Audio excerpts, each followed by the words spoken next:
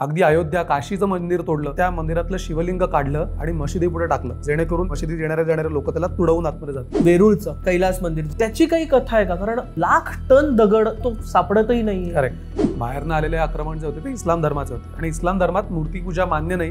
हे अगदी मोहम्मद पैगंबरांनी जेव्हा काबामधल्या मूर्ती नष्ट केल्या तिथपासून ते सगळं आलेलं आहे. आणि दुसरा कोणीही मूर्तीपूजा करत असलं तर त्यालाही ते करून द्यायचं नाही. इस्लामचा प्रसार करण्यात दोन पद्धतीने प्रसार व्हायचा. एक म्हणजे तलवारीच्या धाकाने, दुसरे म्हणजे सुफी संत. गाय कापलेली आहे पंढरपूरच्या मंदिरात औरंगजेबाने. म्हणजे नुसतं मंदिरं मूर्ती तोडण्यापर्यंत नाही, पण तुमच्या संस्कृतीवर सुद्धा हा झालेला हल्ला होता. आपल्याला दिसून येतं ज्यावेळेस आपण ट्रेकिंग करतो की प्रत्येक दुर्गांवर मंदिर आहे. तर महाराज आणि मंदिरं ह्यांचं समीकरण कसं होतं?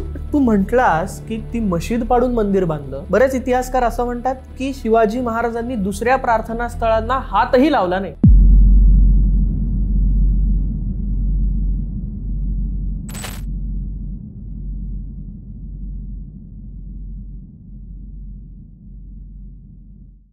वेरूळ मधलं कैलास मंदिर एका दगडात 90 फूट खाली खोदत आलेत.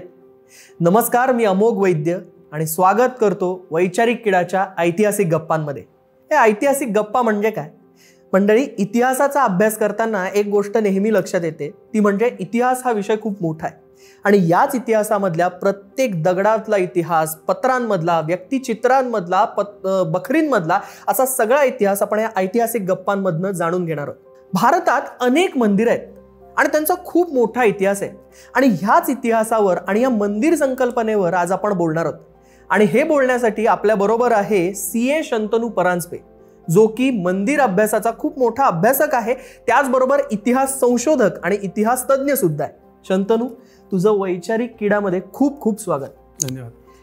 आपण मंदिरांबद्दल ज्यावेळेस बोलतो, पुण्यात अनेक मंदिरं आहे, महाराष्ट्रातल्या प्रत्येक शहरात मंदिरं आहे, पण सगळ्यात जुनं मंदिर हे भारतामध्ये आणि महाराष्ट्रामध्ये कधी सापडतं? आता सगळ्यात जुनं मंदिर जेव्हा आपण बघतो तेव्हा आपल्याला दोन अँगलनी बघायला लागतं. एक म्हणजे आपल्याकडे लिखित पुरावे आहेत, ऐतिहासिक ज्याला आपण म्हणतो, आणि दुसरे म्हणजे भौतिक पुरावे, जिथे आपल्याला प्रत्यक्ष बघता येतं. आता लिखित पुराव्यांमध्ये बघितलं तर अगदी रामायणामध्ये सुद्धा, वाल्मिकी रामायणात आपल्याला अयोध्येतल्या मंदिरांची वर्णन आहेत, किंवा चाणक्य त्याच्या अर्थशास्त्रामध्ये नगराचं जेव्हा वर्णन करतो तेव्हा तो सांगतो की शहरात कशी मंदिरं असली पाहिजेत वगैरे. तर हे सगळे पुरावे इसवी सन पूर्व काळातलेत. परंतु जेव्हा आपण भौतिक पुरावे बघायला जातो की ॲक्च्युअल जुनं मंदिर कधी दिसतं आपल्याला, तर ते दिसतं आपल्याला विदिशा, मध्य प्रदेशामध्ये एक गाव आहे मोठं, त्याच्या शेजारी बेस नगर नावाचं एक छोटंसं खेड आहे. तर तिथे हेलिओडोरस पिलर नावाचा एक खांब, 2000 वर्षांपूर्वीचा सँडस्टोन मधला खांब आहे. तिथे पूर्वी विष्णूचं मंदिर होतं. आता हे कसं कळलं? तर त्या खांबांवर आपल्याला एक ब्राह्मी शिलालेख दिसतो. हा त्या हेलिओडोरसनेच कोरलेला आहे. तर सगळं लिहितो तो की मी तक्षशिलेमधला आहे आणि त्यावेळेला जेव्हा अलेक्झांडरचं आक्रमण झालं त्यानंतर बरेच ग्रीक लोक तिथे राहिले असतील. त्यातला एक राजा होता अंतिलकिडास नावाचा, तो त्या तक्षशिलेला राहत होता आणि त्यावेळेला विदिशाला काशीपुत्र भगभद्र नावाचा राजा होता. तर त्या अंतिलकिडासनी त्याचा जो अँबॅसेडर जो होता हेलिओडोरस, त्याला त्यांनी विदिशाला पाठवलं आणि तो विदिशेला आला आणि तो म्हणतो की मला त्या राजाने पाठवलंय, मी दियोसचा मुलगा आहे वगैरे. आणि मी म्हणतो की मी वासुदेव भक्त आहे. आणि तो वासुदेव भक्त असल्यामुळे त्यांनी तिथे तो गरुड ध्वज किंवा गरुड स्तंभ उभारला. आणि मग त्या गरुड स्तंभ उभारल्यानंतर पुढे 1963-64 तिथे एक्सकेव्हेशन झालं, उत्खनन झालं आपल्या पुरातत्व खात्यातर्फे आणि एक चापाकृती मंदिर मिळालं. चापाकृती म्हणजे सिलेंड्रिकल, गोलाकार, लंबवर्तुळाकार. तो गाभारा होता आणि त्याच्या आजूबाजूला काही विटांचे अवशेष सापडले. आता हा कधी आला होता? तर इसवी सन पूर्व 1ल्या शतकामध्ये आला होता. सो ते मंदिर सुद्धा ज्या वेळेला तो स्तंभ उभारलेला होता त्यावेळेला ते उभारलं असणार. सो हे आत्ता भारतात सापडलेलं तसं सगळ्यात जुनं मंदिर आपल्याला म्हणता येईल. आणखीनही काही पुरावे आहेत जे आपल्याला नाण्यांवर दिसतात. म्हणजे सध्याचा पंजाब, हरियाणा, काश्मीर, हिमाचल हा जो भाग आहे, इथे 2 राजसत्ता किंवा टोळ्या राज्य करत होत्या. एक म्हणजे योधेयम होते आणि दुसरे म्हणजे औदुंबर. तर ह्या राजांनी किंवा ह्या टोळ्यांनी त्यांची नाणी पाडली होती, कॉपरची, तांब्याची, आणि त्या नाण्यांवर एका बाजूला मंदिराची रचना आपल्याला त्यांनी केलेली दिसते. तर ही सुद्धा इसवी सन पूर्व 2रं शतक ते इसवी सनानंतरचं 2रं शतक, असा 400 वर्षांचा काळ आपल्याला दिसतो. तर हे भारतातलं सगळ्यात जुनं आपल्याला म्हणता येईल. पण त्याच्याही आधी असणार, कारण हे आत्ता आपल्याला सापडलेलं आहे. त्याच्या आधी जशी आपल्याला उत्खननात कधी सापडतील तर कदाचित जुनं मंदिर आपण अजून मागे डेफिनेटली खेचता येईल. आणि दुसरं होतं महाराष्ट्रातलं जुनं सगळ्यात कुठलं, तर उस्मानाबाद जिल्हा आपल्याकडे आहे, धाराशिव ज्याला आपण म्हणतो. तर तिथे तेर नावाचं गाव आहे, ज्याला प्राचीन नाव तगर. तर तिथे त्रिविक्रमाचं मंदिर आहे. त्रिविक्रम म्हणजे वामनानंतरचा अवतार, तुला तर माहिती आहे, किंवा आपली ऋग्वेदांमधनं सगळी वर्णनं येतात. तर ते मंदिर सुद्धा चापाकृती आहे, म्हणजे लंबवर्तुळाकार आहे. त्याची जी कल्पना होती ती आपल्या सगळ्या लेण्यांमधनं त्या मंदिराची आलेली होती. आणि हे मंदिर 3ऱ्या शतकातलं आहे, म्हणजे आजपासून किती 1700 वर्ष झाली. तर त्या तेरमध्येच आणखीन एक मंदिर आहे, ते थोडंसं पुढचं 4th-5th शतक. तर हे साधारण महाराष्ट्रातलं सगळ्यात जुनं आत्तापर्यंत सापडलेलं म्हणता येईल. आणि आणखीन अशीच जुनी मंदिरं रामटेकला आहेत, पण ती सगळी वाकाटक काळातली आहेत, म्हणजे साधारण 4th शतक वगैरे त्याच आसपासची सगळी आपल्याला मंदिर. म्हणजे भौतिक पुरावे आपण म्हणूयात की हे सगळे आपल्याला सापडतात. म्हणजे हेलिओडोरस पिलर असेल आणि इकडचं तेर असेल, पण ही मंदिरांची रचना आहे ही पर्यायाने नंतर बदलत गेली. म्हणजे आता उत्तरेकडे आपल्याला नागर शैली दिसते, दक्षिणेकडे द्राविड दिसते, आणि महाराष्ट्रामध्ये साधारणपणे वेसर शैली, आणि नंतर भूमिज मंदिरं दिसतात. मग ही बदलली का, एवढी व्हास्ट कशी झाली? जेव्हा गुप्त राजांनी मंदिरं वाढवायला किंवा एनहान्स करायला सुरुवात केली, कारण त्यांचं राज्य स्थिर राज्य झालेलं होतं, आणि जेव्हा राज्यसत्ता स्थिर होते तेव्हा धर्मसत्ता वाढीस लागते थोडक्यात. तेव्हा त्यांनी मंदिरं बांधायला सुरुवात केली. तेव्हा त्यांनी सगळ्यात पहिली विकसित केलेली शैली म्हणजे नागर शैली. ती नगरातून तयार झाली म्हणून त्याला नागर शैली असं म्हटलं गेलं. गुप्तांच्याच समकालीन दक्षिण भारतामध्ये होते ते म्हणजे चालुक्य, बदामीचे, तेवढेच महापराक्रमी घराणं. त्यांनी गुप्तांकडनं प्रेरणा घेऊन स्वतःची मंदिरं बांधायला सुरुवात केली.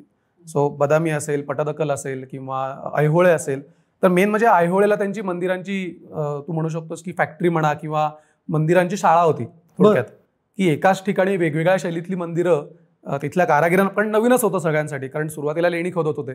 त्यानंतर मंदिरांमध्ये जेव्हा एंट्री झाली तेव्हा उत्तर भारतात काय चाललंय तर तशाच शैली सुरुवातीला, त्यामुळे नागर शैली आपल्याला दिसते ऐहोळे पटदकलला, जी सुरुवातीची मंदिरं आहेत. तेव्हा ते शिकत होते की गुप्त कशी मंदिरं बांधतायत, मग तशीच मंदिरं आपण पण थोडी प्रयत्न करू. पण त्यांच्याकडे आगमशास्त्रांमध्ये द्राविड शैली होती अस्तित्वात.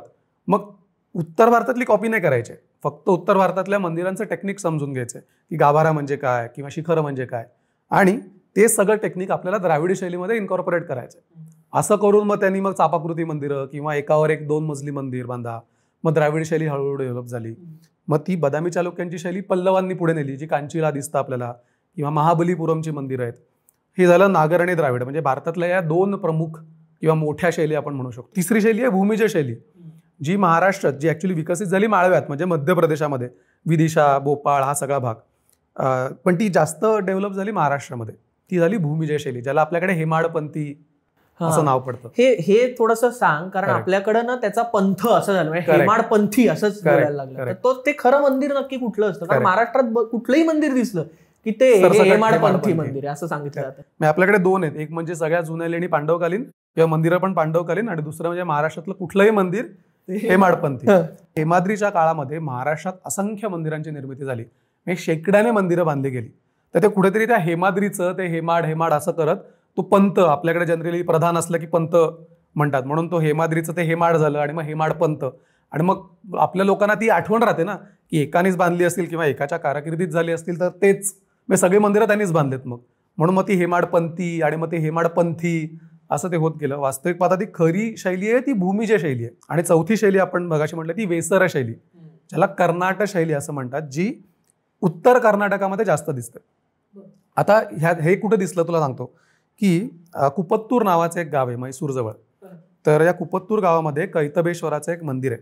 त्या मंदिरामध्ये एक शिलालेख आहे. तर शिलालेखामध्ये मंदिर कोणी बांधलं वगैरे सगळं लिहितात. आणि तो जो शिलालेख कोरणारा आहे तो असं लिहितो की हा जो कुपत्तूर मंदिर कैतबेश्वराचा जो आर्किटेक्ट आहे, या आर्किटेक्टनी स्थापत्यशास्त्रातल्या सगळ्या गोष्टींचा अभ्यास केलाय, त्या सगळ्या शास्त्रांनी युक्त असं मंदिर बांधलंय. आणि या मंदिरामध्ये भूमिज, द्राविड आणि नागर अशा 3 शैलींचा वापर करून हे मंदिर बांधलंय.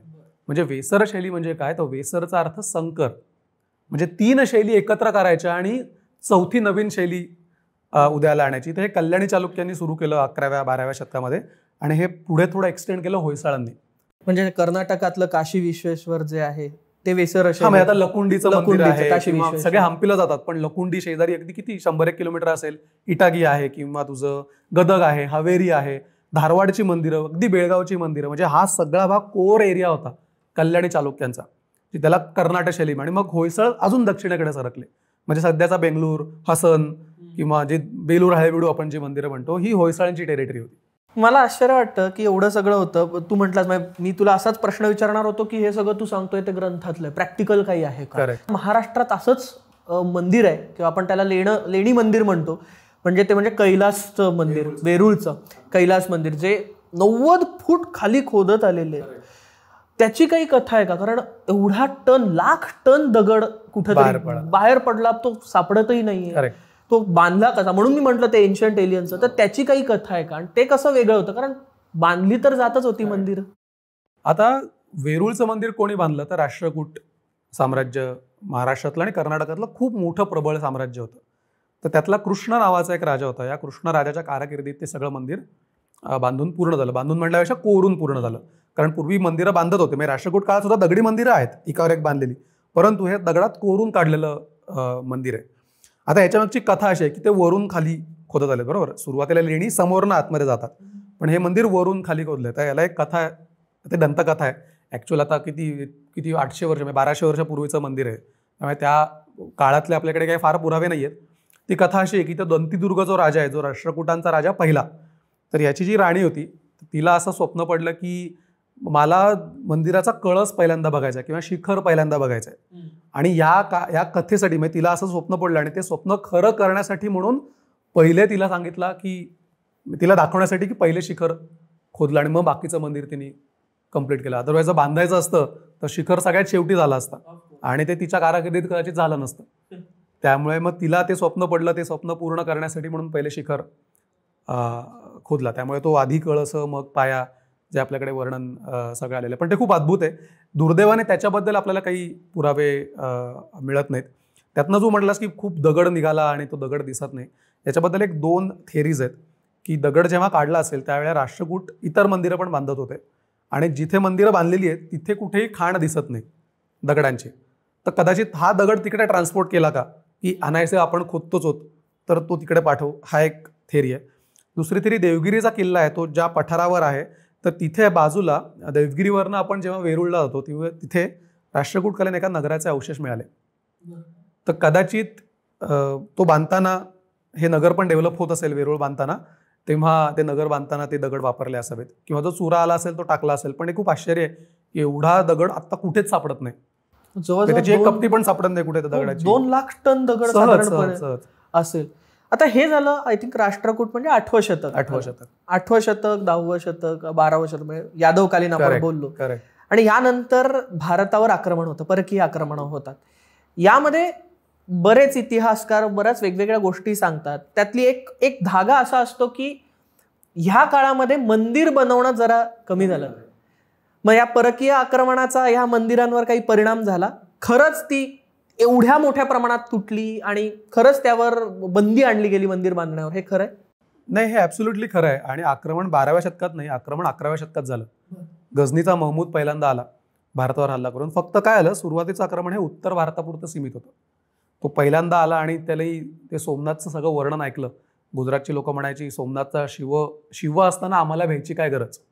अच्छा, हा, म्हणजे आमचं रक्षण कोण करेल तर त्या सोमनाथ मंदिरातला शिव करेल. खरी कथा म्हणजे ब्रिटिशांनी लिहिलेलं आहे त्याच्यात, किंवा गझनीच्या काळातलं जे इतिहासकार इथे येत होते तर त्या इतिहासकारांनी सगळं लिहून ठेवलं. त्याचं इंग्लिश ट्रान्सलेशन आपल्याला आज वाचायला नंतर ते झालं सगळं. मग ते जेव्हा गझनीला हे कळलं की त्या लोकांना असा, तो म्हणतो की असा तुम्हाला गर्व आहे का असा की तुमचा शिव तुम्हाला वाचवेल, तर बघतोच खरं वाचवतो का. आणि अर्थात सोमनाथ तर प्रचंड श्रीमंत असं मंदिर होतं, इतका व्यापार चालायचा गुजरातमधनं वगैरे. तो आला आणि त्यांनी ते सगळं मंदिर उद्ध्वस्त केलं आणि मोठा चांदीचा दरवाजा होता.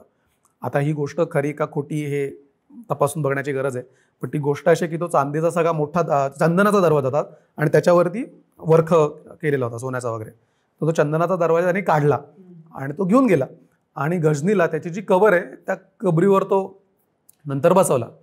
तर हे आपल्याकडे ते सगळे इंग्रज लोक फिरत होते, कनिंगहॅम वगैरे, तर त्यांना हे कोणीतरी सांगितलं की असा दरवाजा तिकडे गेलाय, म्हणून ते त्या खबरीवर गेले, तो दरवाजा काढला आणि आग्र्यामध्ये तो घेऊन आले. आता काही काहींचं म्हणणं हा काही त्या सोमनाथचा दरवाजाने वगैरे, पण तो दरवाजा आजही आपल्याला आग्र्यामध्ये बघायला मिळतो, चंदनाचा मोठा. त्या गझनीपासून सुरुवात झाली आणि मग पुढे तुघलक आले, कुतुबुद्दीन ऐबक वगैरे. तर सुरुवातीला हे सगळं आक्रमण उत्तर भारतापुरतं सीमित होतं. म्हणजे खजुराहोतल्या चंदेल्यांनी या गझनीविरुद्ध लढलेले आहेत, किंवा गुजरातमधली राजस्थानमधली मंदिरं नष्ट करण्यापर्यंत सुरुवातीला मजल होती. दक्षिणेत खऱ्या अर्थाने उतरला तो म्हणजे खिलजी, अलादीन खिलजी. म्हणजे दक्षिणेमध्ये यादव होते, तर 1318ला तर यादव संपले, त्याच्या आधीपासून सगळ्या स्वाऱ्या दक्षिणेमध्ये व्हायला सुरुवात झालेली होती.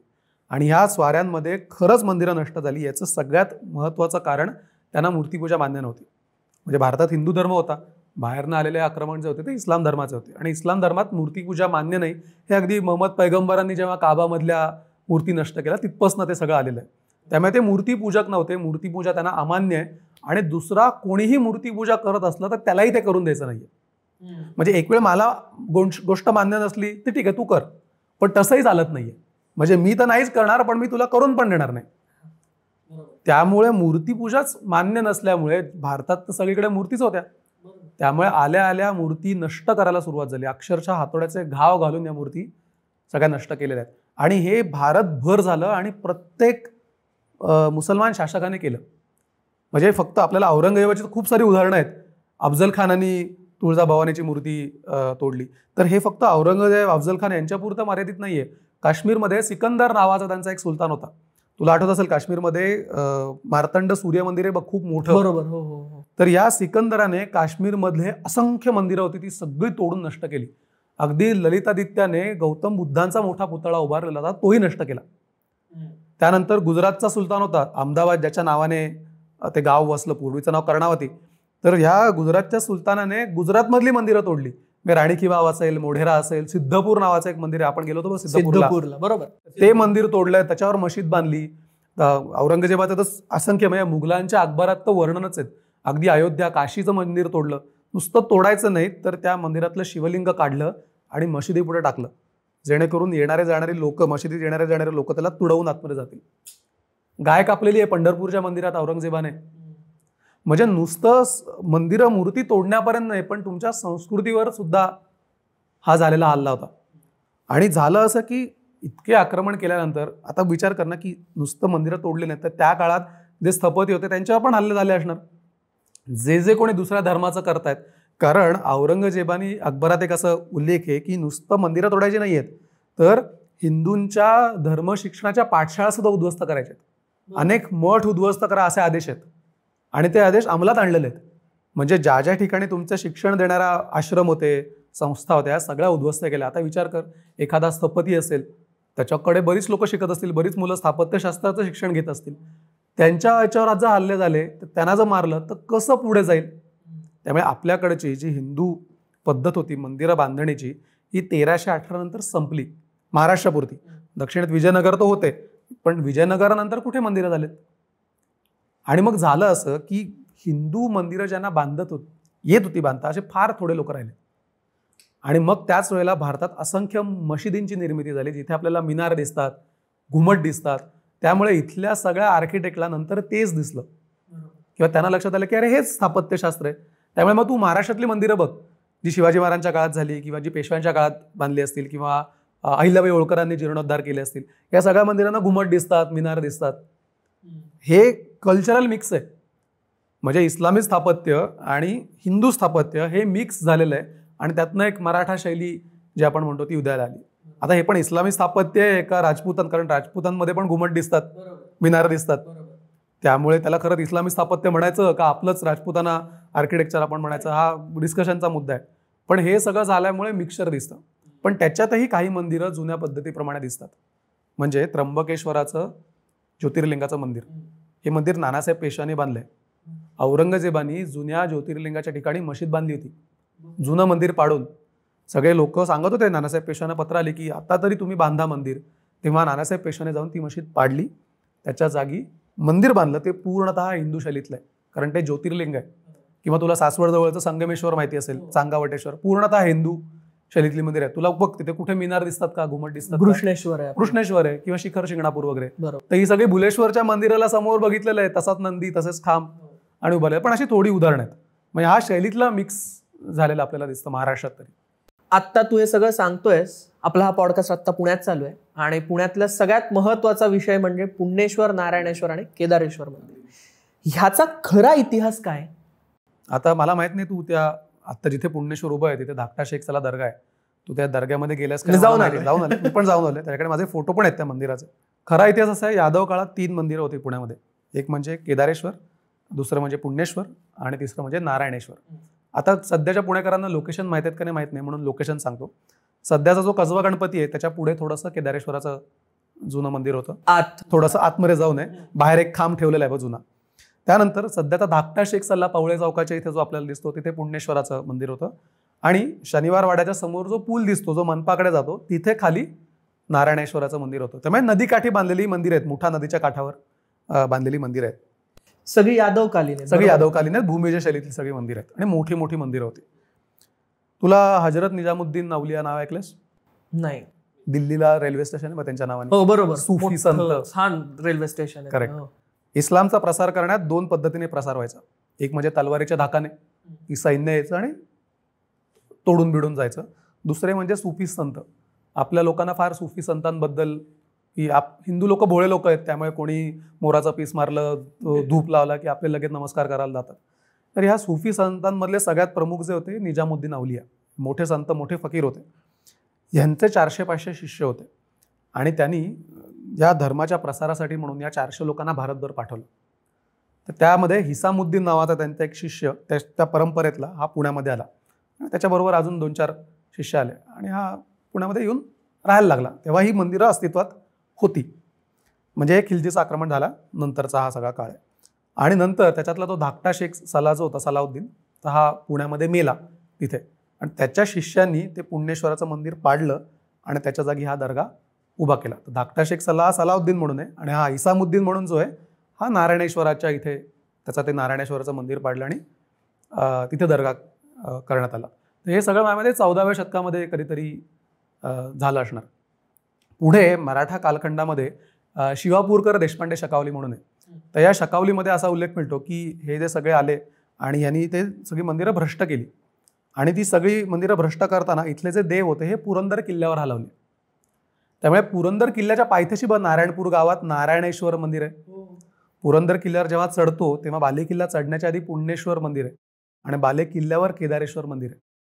आता हे नेले म्हणजे पिंडी नेल्या असतील का काय नेलं असेल हे आपल्याला माहिती नाही, परंतु नावं दिसतात. हा, आणि ही तेव्हा नेली असतील का नंतर त्याच नावाने पुन्हा बसवलेत, पण आपल्याकडे उल्लेख तर मात्र सगळ्या ग्रंथांमध्ये दिसतात. त्यामुळे आज काहीही शिल्लक नाही. पुण्येश्वर मंदिरात मी जाऊन फोटो काढलेला आहे खांबाचा आतमधल्या, जो हिंदू शैलीतला आहे. पण ज्यांना अवशेष बघायचे, सदाशिव पेठेमध्ये भारत इतिहास संशोधक मंडळ आहे, इथे पुण्येश्वर मंदिराचे अवशेष ठेवलेत. कारण जेव्हा त्यांनी ते मंदिर पाडलं तेव्हा त्यांनी ते जमिनीखाली पुरले अवशेष सगळे. आणि कधी एकदा बिल्डिंग बांधायला पाया खणला असेल तेव्हा त्या पायामध्ये या सगळ्या मूर्ती सापडल्या, ज्या इतिहास संशोधक मंडळात ठेवल्या. तेवढंच काय ते आपल्याला अवशेष दिसतात जुन्या पुण्याचे. हे आदवकालीन होते, त्याचा तो संदर्भ पण आहे ना. तू आता म्हटला तो बाहेरचा जो खांब आहे तो आदवकालीन. आणि भूमिज शैलीतल्या मंदिरांचे खांब कळतात आपल्याला कशा प्रकारे. तू बोललास की पेशवेकालीन मंदिर आहे, म्हणजे ही जी मंदिरं तुटली त्यांचा कुठेतरी जीर्णोद्धारही झालाय. तू मध्ये म्हटलास की छत्रपती शिवाजी महाराजांनी जीर्णोद्धार केला. आपल्याला दिसून येतं ज्यावेळेस आपण ट्रेकिंग करतो की प्रत्येक दुर्गांवर मंदिर आहे. तर महाराज आणि मंदिरं ह्यांचं समीकरण कसं होतं? माझ्या मते याच्यासाठी जिजाबाईंनी घालून दिलेली शिकवण महत्वाची आहे. कारण जेव्हा ते पुण्यात राहायला आले तेव्हा तुला माहिती आहे की कसबा गणपतीच्या मंदिराचा सगळा जीर्णोद्धार जिजाबाईंनी केला आणि ते मंदिर मोठं बांधलं. आणि बाल शिवबाई सगळं बघत होता की आपली आई अशा प्रकारे धर्मासाठी काहीतरी काम करते. कारण तेव्हा पुणे सगळं भकास होतं आणि त्या सगळ्या भकास पुण्याला पुन्हा एकदा संजीवनी द्यायची होती. आणि सुरुवात श्री गणेशा गणपतीपासून करायचं आणि ग्रामदैवत अर्थात ते होतं. तर तिथून तो मनावर पगडा झालेला होता की रामायणातल्या कथा ऐकणं, महाभारतातल्या कथा ऐकणं. मग हा धर्माचं शिक्षण जे लहानपणी दिलं तेच पुढे अर्थात वाढलं. आणि शिवाजी महाराज कट्टर धर्माभिमानी होते. त्यांच्या प्रत्येक उदाहरणांवरनं आपल्याला दिसून येतं एक एक. तर प्रत्येक किल्ल्यावर मंदिरं दिसतात कारण आपले सगळे हिंदू लोक देवभोळे आहेत, देवाची पूजा करणारी आहेत. त्यामुळे किल्ल्यावर राहणारे जी लोक आहेत या लोकांसाठी म्हणून मंदिरं बांधायची. फार काही मोठी नव्हती, छोटी छोटी मंदिरं होती.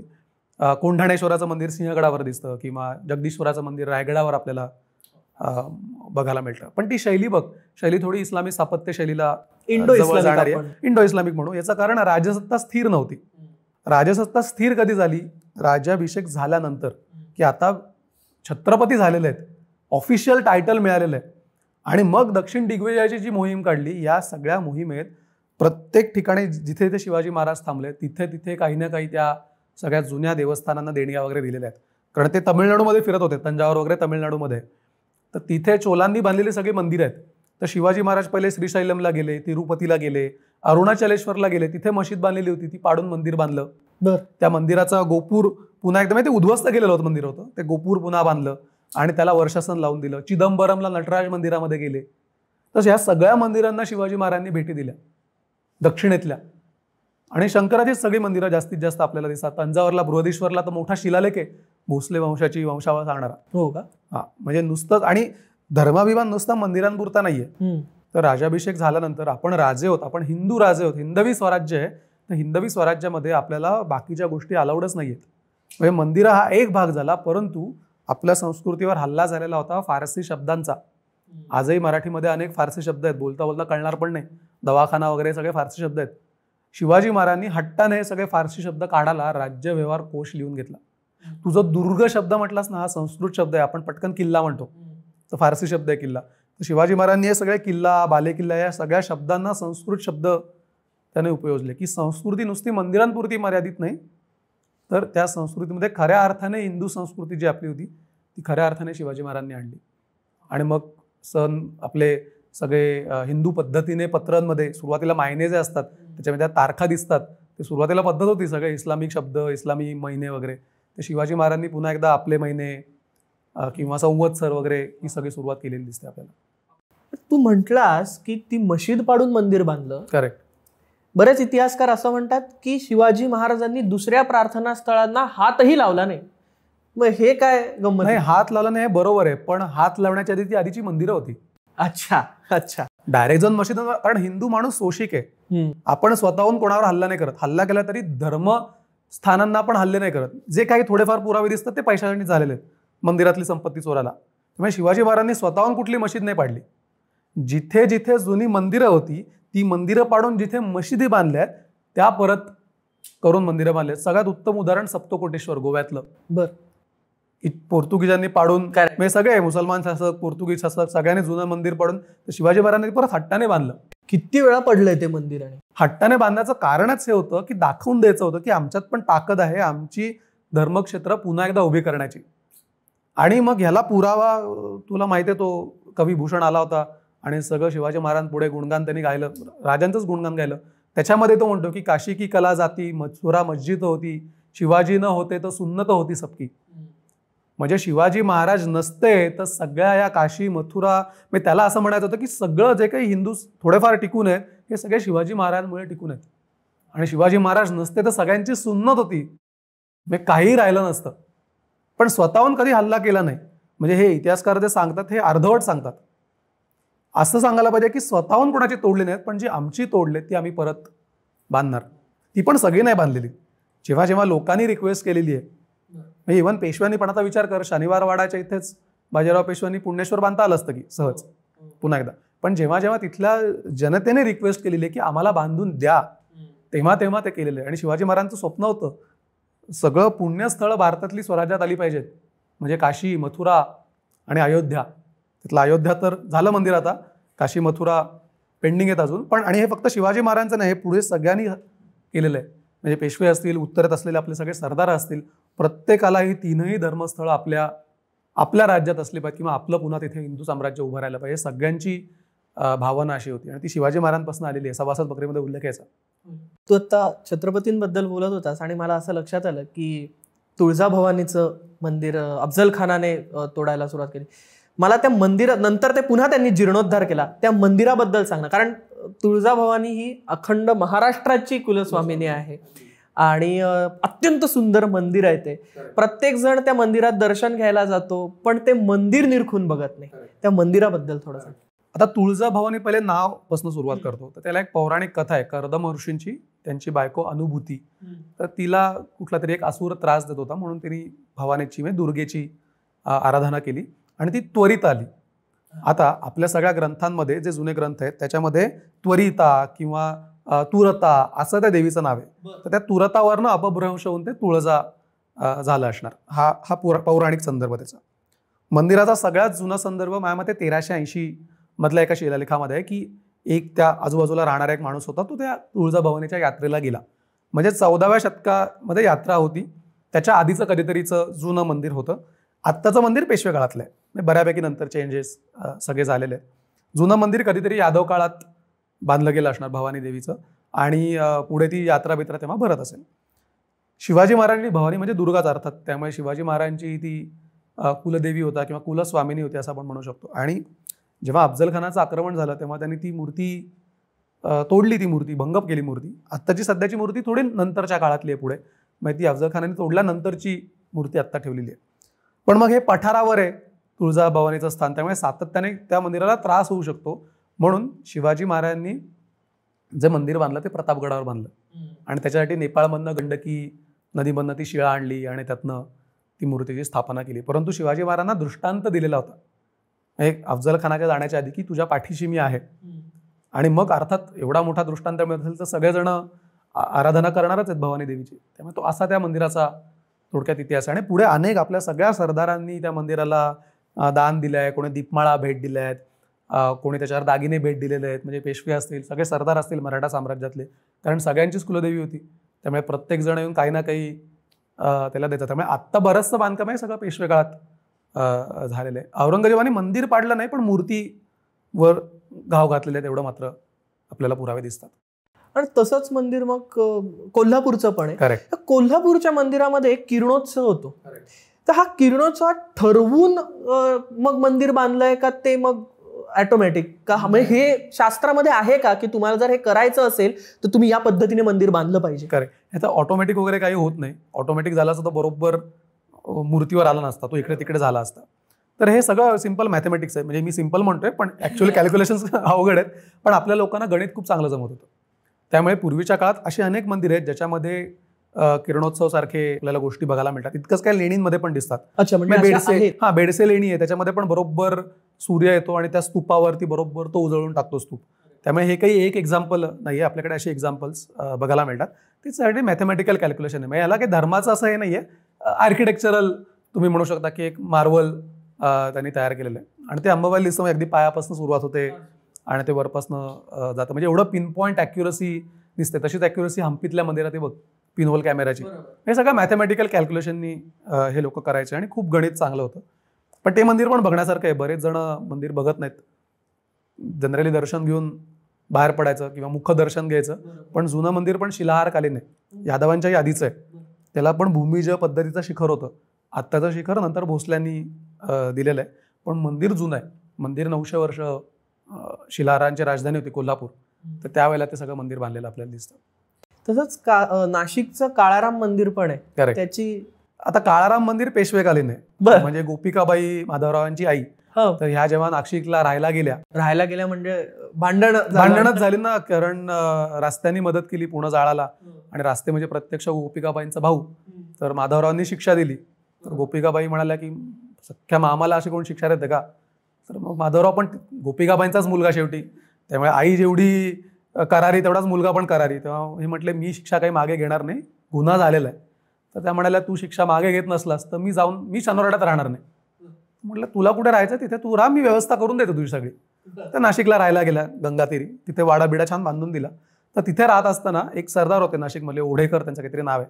तर त्यांना सांगितलं काळारामाचं मंदिर बांधा. तो काळ्या रंगातली काळ्या पाषाणातली ती मूर्ती, म्हणून काळाराम त्याचं नाव पडलं. पण ते पण पूर्ण हिंदू शैलीमधलं बांधलेलं मंदिर आहे गोदावरी काठी. नाशिकमध्ये आणखीन एक मंदिर आहे, ते म्हणजे गोंदेश्वराचं. म्हणजे महाराष्ट्रात सगळ्यात भव्य मंदिर जर कुठलं असलं तर ते गोंदेश्वर आहे. बरं. पुणे नाशिक जो हायवे आहे तिथे सिन्नर नावाचं एक गाव लागतं. त्या सिन्नर गावामध्ये गोंदेश्वराचं यादवकालीन मंदिर आहे. पूर्णपणे भूमिज शैलीतलं, शिखर बिखर उत्तम अस्तित्वात आहे. आणि पंचायतन पद्धत आहे. म्हणजे आपल्याकडे पंचायतन म्हणजे काय, तर 5 प्रमुख पंथ तुला माहिती आहेत की शैव, वैष्णव, गाणपत्य, शाक्त आणि सौर्य असे 5 संप्रदाय आपल्याकडे आहेत. तर पूर्वी जेव्हा मंदिरं बांधायला सुरुवात झालेली होती किंवा हे पंथ सगळे पडत होते, भक्ती मार्ग जेव्हा चालू झाला तेव्हा या प्रत्येक पंथाची सेपरेट प्रार्थनास्थळ व्हायला सुरुवात झाली आणि एकमेकांमध्ये भांडण व्हायला सुरुवात झाली की कोणाचा मार्ग सगळ्यात फास्ट आहे मोक्षाकडे घेऊन जाणारा. तर हे सगळं असताना मग शंकराचार्य म्हटले की अरे असं भांडत जर बसलात तर हिंदू धर्म एक राहणार नाही, तो विभागला जाईल. तर आपण एक काम करूया, सगळेजण सारखेच आहेत, कोणीही श्रेष्ठ नाहीये, पण सगळे एकाच ठिकाणी उपासना करू शकतो आपण सगळ्यांची. तर त्याच्यासाठी आपण पंचायतन पद्धत जी अस्तित्वात होती, घरात लोक पूजा करत होते, ती मंदिरांमध्ये पद्धत चालू केली. मग एकाच ठिकाणी 5 या पंथांमधल्या सगळ्या देवतांची मंदिरं. मग नाशिकमध्ये जे गोंदेश्वर दिसतं हे शिव पंचायतन आहे. अयोध्येचं मंदिर हे विष्णू पंचायतन आहे, कारण रामाचं मंदिर मध्यभागी आहे. तर खजुराहोमध्ये पण लक्ष्मण मंदिर आहे, हे सुद्धा विष्णू पंचायतन आहे. मध्यभागी शिवाचं मंदिर, बाजूला 4 इतर यांची मंदिरं. पण वैशिष्ट्य असं आहे, काही एकरांमधलं ते मंदिर आहे पूर्ण. म्हणजे नुसतं गोंदेश्वर मंदिर जे आपल्याला दिसतं, पण त्याच्या बाजूला तटबंदी होती, तिथे धर्मशाळा होत्या.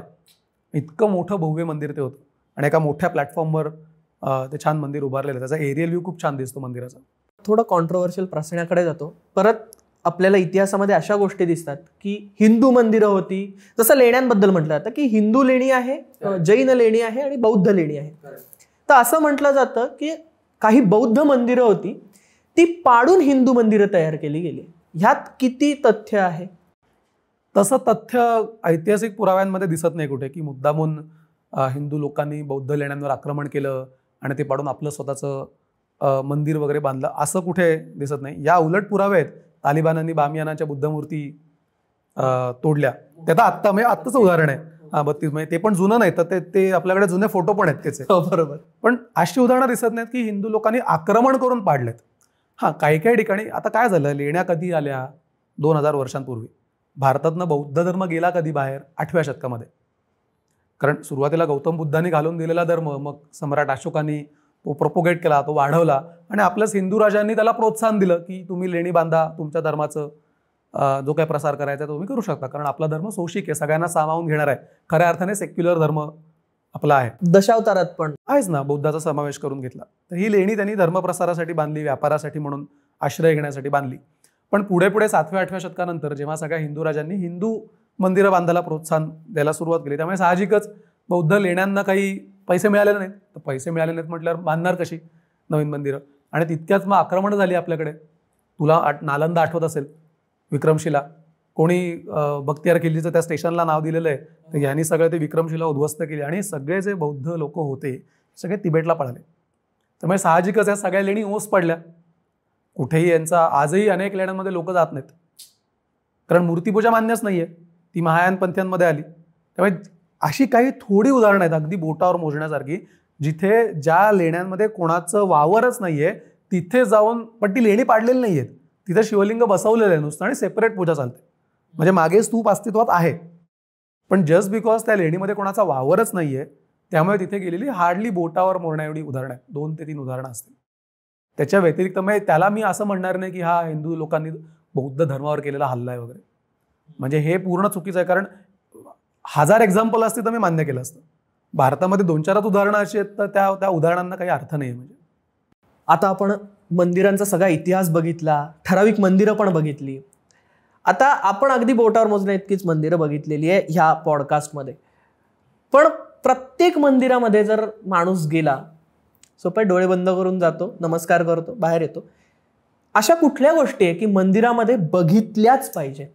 2 गोष्टींसाठी मंदिरं बघितली पाहिजेत. एक म्हणजे आपल्या धर्मासाठी म्हणून त्या देवतेला नमस्कार, म्हणजे ती श्रद्धा झाली. आणि दुसरी गोष्ट म्हणजे स्थापत्य मंदिराचं.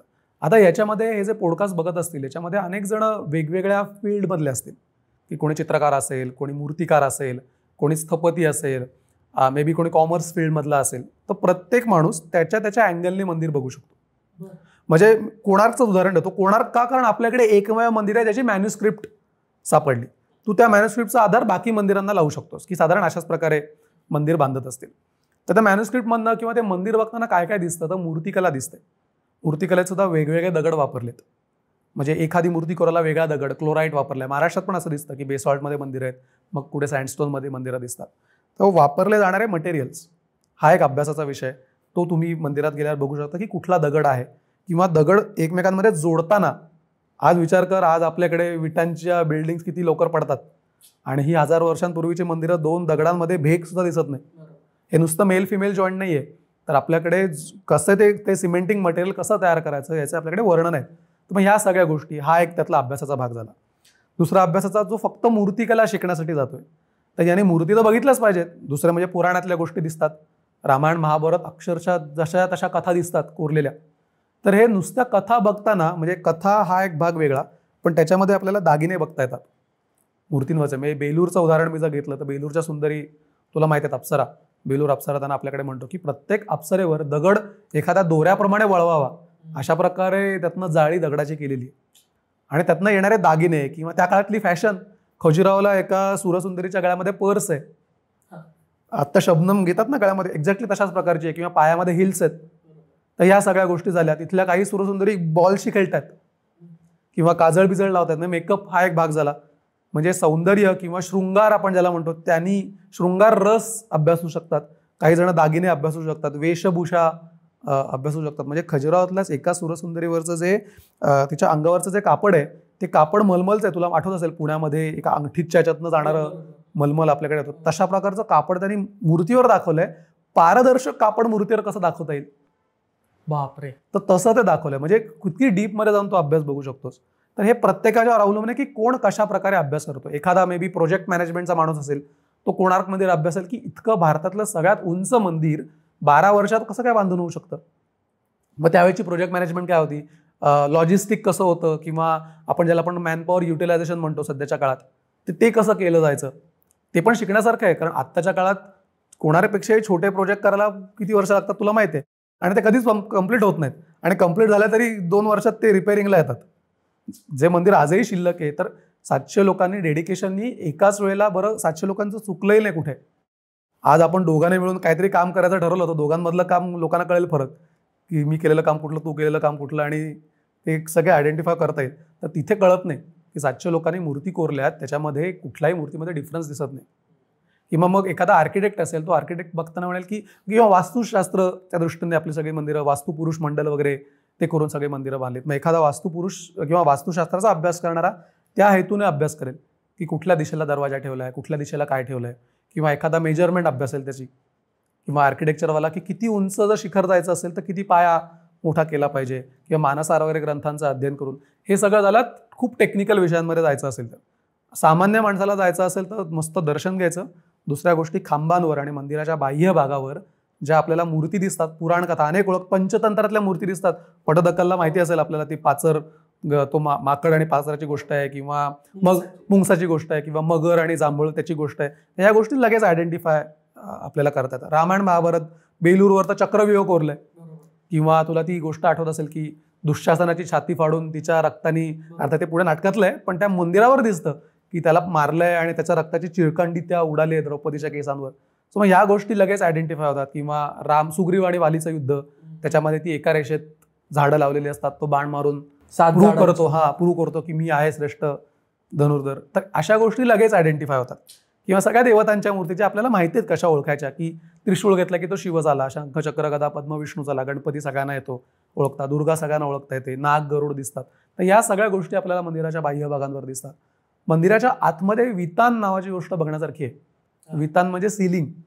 मंदिराची छतं बघणं हा माझा सगळ्यात आवडता गोष्ट आहे मंदिरात जाऊन करण्याची, की छत बघायचं.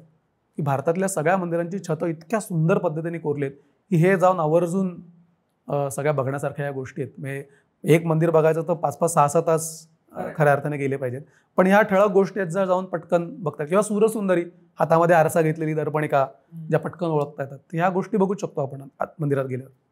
महाराष्ट्रातली अशी 5 मंदिरं सांग की ज्याचा मोठा इतिहास आहे आणि ती बघितलीच पाहिजे. मी 5 पेक्षा जास्त सांगतो कारण काळ वेगवेगळे आहेत मंदिरांचे, तेवढ्यासाठीच. ठीक. यादव काळात आणि शिलार काळातली जी भूमीच्या शैलीतली मंदिर आहेत त्याच्यामध्ये गोंदेश्वर, खिद्रापूरचं कोपेश्वर, अंबरनाथचं शिवमंदिर, ही 3 तर बाय डिफॉल्ट गेलीच पाहिजेत. आता पुण्यातला पॉडकास्ट आहे म्हणून पुण्याजवळचं बुलेश्वर, का तर रामायण महाभारत दिसतं. एक मार्कंडेय मंदिर आहे चंद्रपूर गडचिरोलीच्या इकडे.